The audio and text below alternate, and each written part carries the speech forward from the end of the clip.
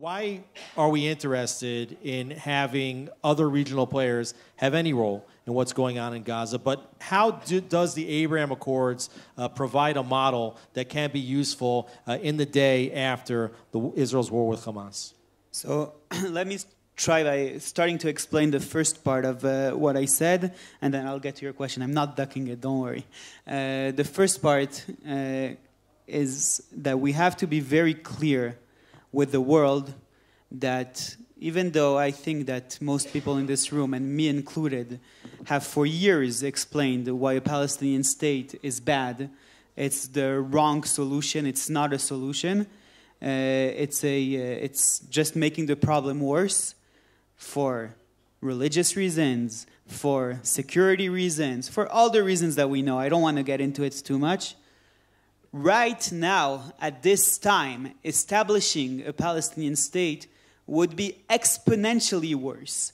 If the result of October 7th is that a Palestinian state is established, what this says is that massacres bring diplomatic gain. This is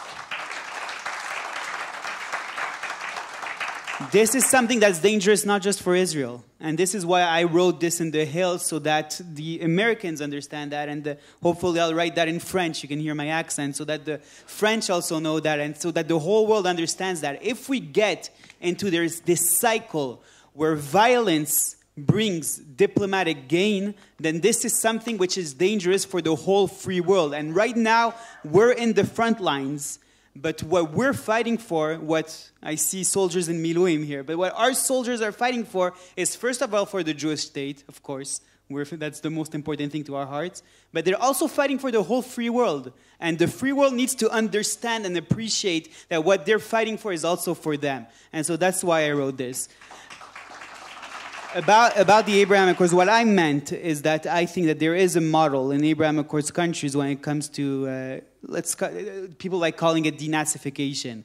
The Abraham Accords countries that are absolutely horrible educational system before the Abraham Accords. When you look at it now, their educational system is actually quite positive. And I want to see this type of process happen with whatever population stays in Gaza afterwards. I have to say that I do agree with my friend Gila Gamliel that we have to press the world to open their doors to refugees. After all, they do that for...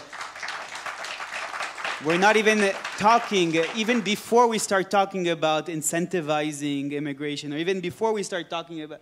I'm talking about people who already want to go, but no one wants to get them. Not only that, there's threats against Israel. Don't you try to allow them to leave or to try to find ways for them to leave. This is hypocrisy. Everywhere else in the world, when there's refugees, the world begs countries to integrate them. Here, they beg countries not to integrate them. Why? So that they stay here and keep being a problem for the Jews. That's the only reason why they don't want them to immigrate.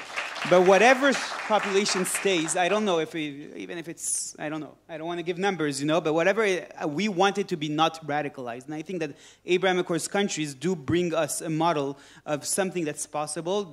I'm an optimistic person, but when it comes to international relations, I have to say I'm a realist. So we'll still need the IDF there. We'll still need to make sure that violence doesn't happen. It's not a short process, but that's basically what I meant.